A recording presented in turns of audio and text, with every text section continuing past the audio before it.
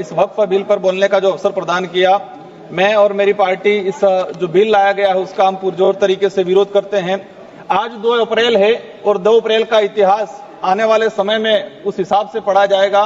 मैं पिछले 2018 की बात कहूंगा। 2 अप्रैल के दिन इस देश के अंदर एसटी/एससी कानून, एसटी/एससी एक्ट को लेके जो छेड़छाड़ी है उसको कमजोर करने की जो काम किया गया था और 2 अप्रैल के दिन पूरे देश के अंदर एसटी/एससी ने आंदोलन किया था।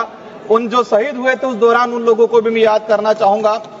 आज वही 2 अप्रैल के दिन तो आने वाले समय में एसटी/एससी मुस्लिम अल्पसंख्यक के लिए यह काला दिवस के रूप में जाना जाएगा।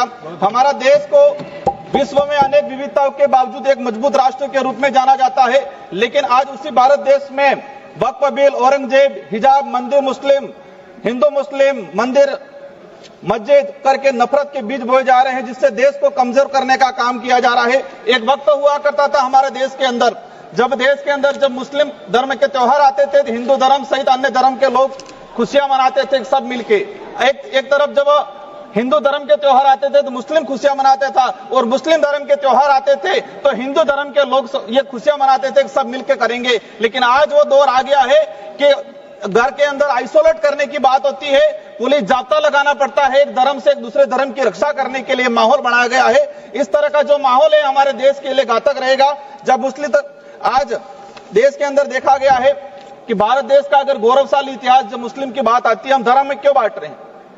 इस इतिहास के अंदर मुस्लिम धर्म का भी बहुत सारा योगदान रहा है। मैं 2 उदाहरण बताना चाहूंगा।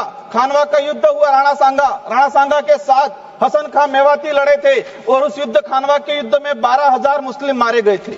मैं उस धरती से आता हूं।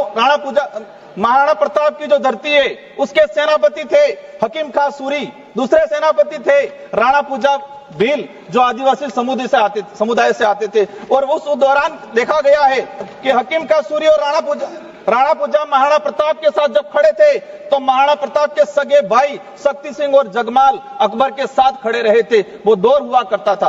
आज मैं बताना चाहूंगा कि देश का इतिहास उठा के देख लो, किसी भी पन्ने में बाहरी आक्रमणकारी से हर वो युद्ध हम लड़े हैं और जीते हैं जब हम धर्म में बट के नहीं, एक साथ मिलकर लड़े हैं। और हर वो युद्ध हम हारे हैं जिस वक्त हम धर्म में बट गए हैं, तो उस दौरान वो युद्ध हारे। इतिहास के हर पन्ने में देखा जाए कि जब धर्म में नहीं बटे हैं, हम एकजुट के लड़े हैं तो बाहरी आक्रमणकारी को हमने भगाया है, लेकिन धर्म में बट गए जहां तो बाहरी आक्रमणकारी को नहीं भगा पाए। यही भविष्य में होगा। भविष्य में हमें विदेशी ताकतों से खतरा नहीं है। हमारे ही देश के अंदर हम लोग आपस में टकराव, आपस में नफरत पैदा हो जाएगी, दिक्कत करेगी। अंत में 1 मिनट में मेरी बात समाप्त करना चाहूंगा। वक्फ बिल किसी व्यक्ति द्वारा जिसका कोई वारिस नहीं हुआ करता था, वो दान दिया करता था समुदाय की भलाई के लिए। जो संपत्ति मुस्लिम समुदाय के धार्मिक सामाजिक कल्याण के लिए होती थी, आज आप सुनकर उसको व्यावसायीकरण किया जा रहा है। आज मुस्लिम को टारगेट किया जा रहा है, कल आदिवासी, दलित, ईसाई, गरीब, हिंदू को भी उनकी धार्मिक जो संपत्तियां उनको हड़पने का काम किया जा रहा है। अध्यक्ष महोदय, भाजपा की सरकार जब झारखंड में सरकार थी, आपने वक्फ की तर्ज पे ही आदिवासी दलितों के जो पूजा स्थल थे उनकी जमीन को लैंड बैंक के रूप में उपयोग करने का जो काम किया था और आदिवासी समुदाय ने इसका विरोध किया था। वक्फ बिल में आप 2 गैर मुस्लिम समुदाय, 2 महिला अध्यक्ष कलेक्टर को बनाया जा रहा है। अच्छी बात है, महिलाओं का सम्मान करना चाहिए।